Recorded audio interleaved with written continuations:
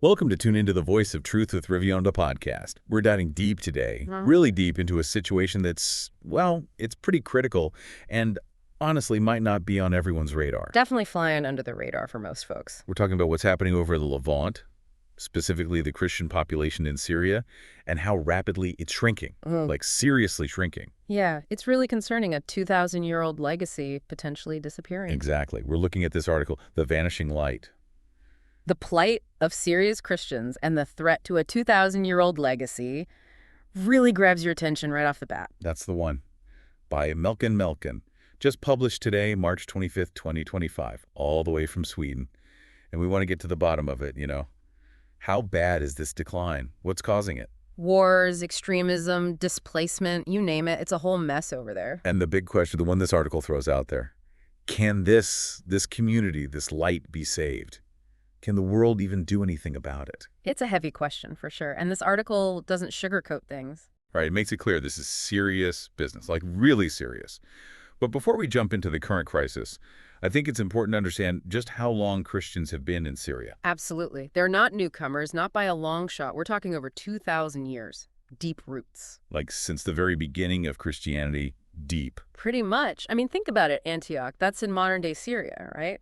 That's where, according to tradition, followers of Jesus were first called Christians. Wow, so they weren't just there, they were central. Okay, that makes it even more impactful. And this article, it stresses that they weren't just some isolated group either. They were interacting with other faiths, shaping the whole region. For centuries, they were making significant contributions. Rich legacy, culturally, intellectually, politically, you name it. It's woven into the fabric of the place. If this community were to disappear, what are some of the things, some specific examples of things we'd be losing? Oh man, where to even begin? Well, on the intellectual side, early Christian scholarship from that region. Huge.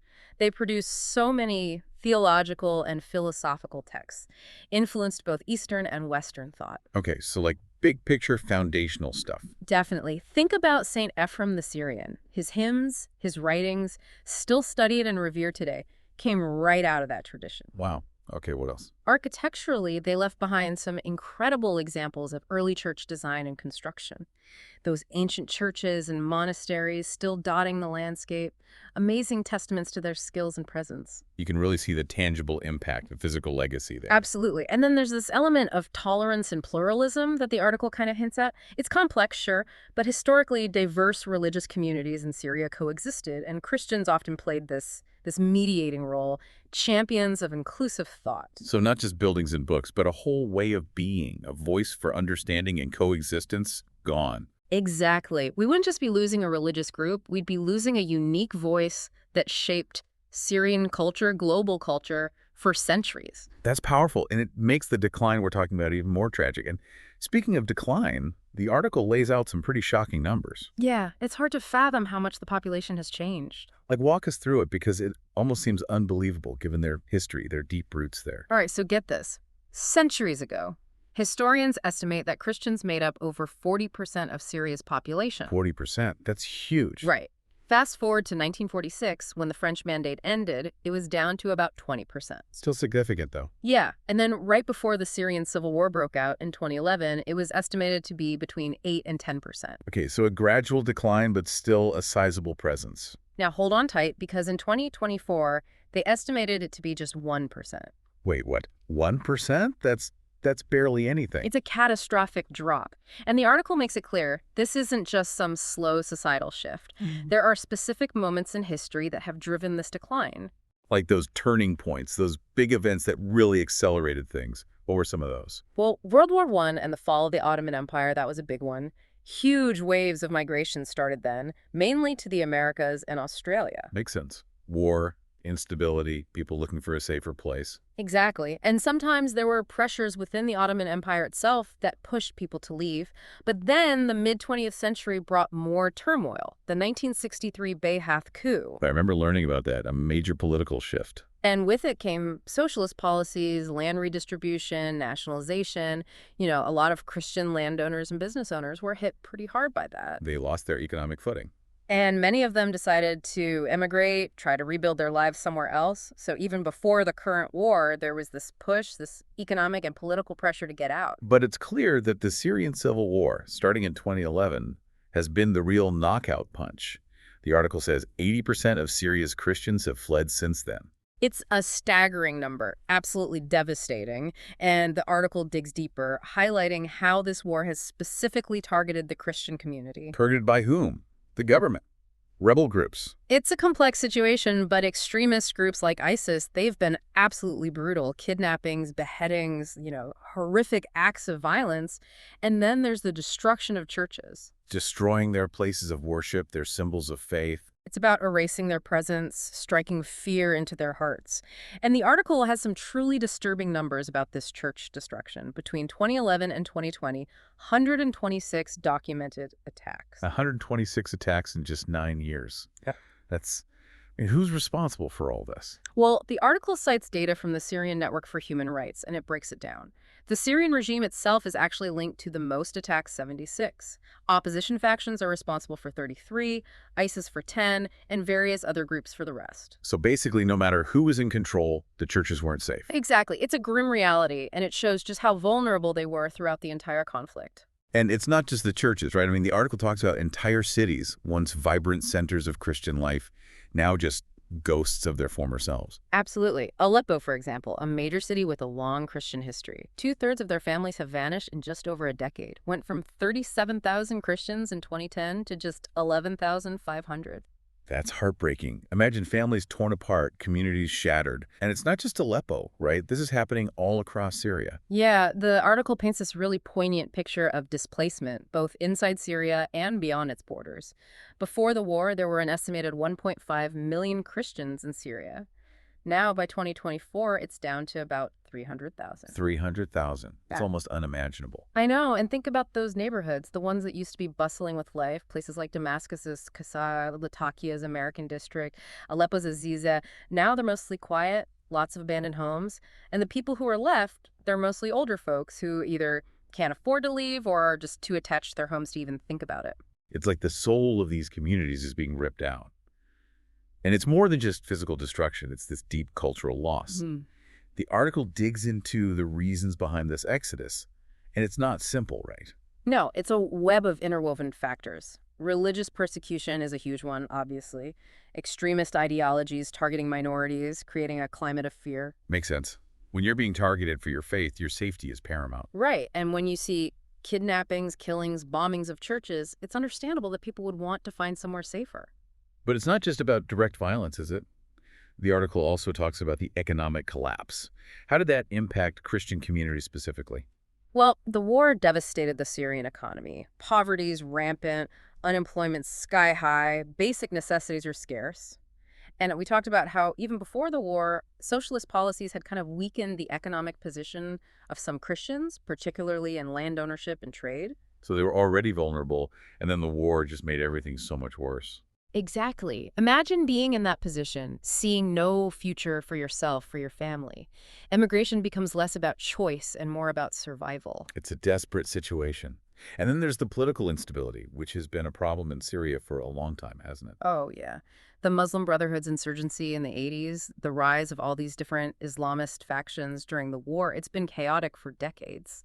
And for Christians, it often felt like they were caught in the crossfire. Stuck between a rock and a hard place, no matter who's in charge. Exactly. And that constant uncertainty, that lack of any kind of reliable security, it wears people down. It makes them want to find a place where they can just live in peace. And the article mentions those past massacres, like the one in 1860. It's a reminder that this isn't the first time they've faced persecution. Yeah, the trauma from those events, it runs deep.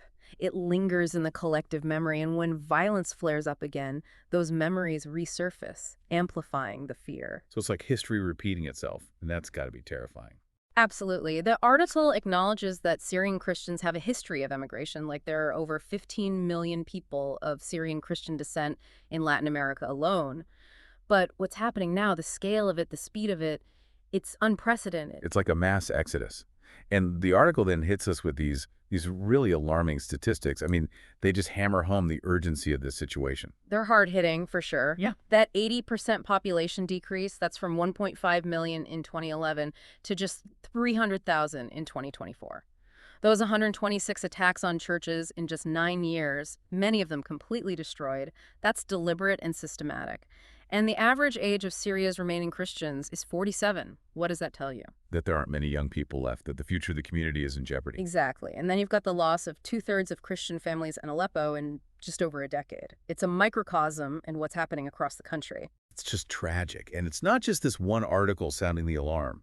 The author cites Aid to the Church in Need, which says that Syria's Christians, one of the oldest continuous Christian communities in the world, are in danger of disappearing, like vanishing altogether. Along with those other ancient communities in Iraq and Palestine, it's a disturbing trend. And the article quotes the International Society for Human Rights.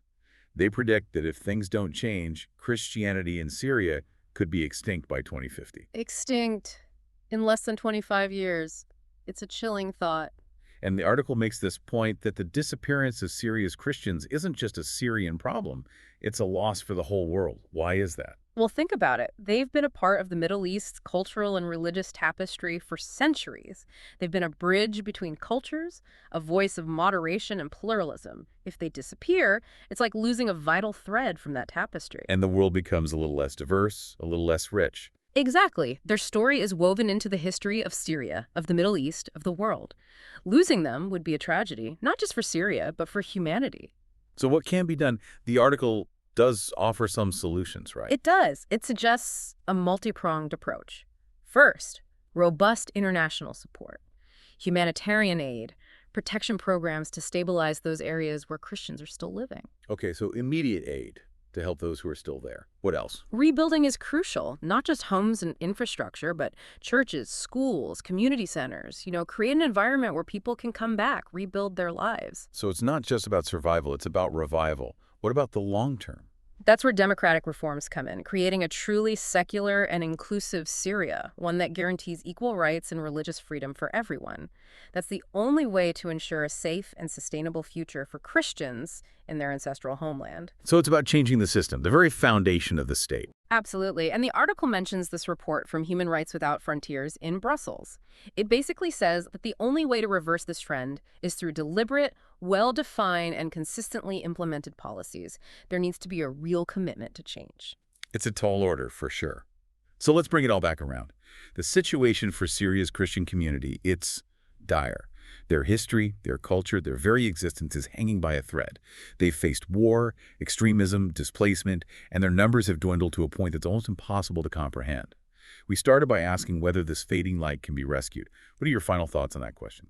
Well, based on this article, and honestly just looking at the situation, it's clear that the answer lies in action. Urgent action, and on the multiple fronts. Humanitarian aid, rebuilding efforts, political reforms, it's a big ask. But without those things, the future looks bleak. And the potential loss, the cultural, historical, and human loss, it's staggering. And as we wrap up this deep dive, we want to leave you, our listener, with something to think about. This idea of responsibility. What is our collective responsibility as global citizens to protect cultural and religious diversity, especially in the face of conflict and extremism? What can we do as individuals, as members of organizations, as citizens of nations, to ensure that ancient communities like Syria's Christians are not forgotten, that their light isn't extinguished? It's a heavy question, but it's one worth wrestling with.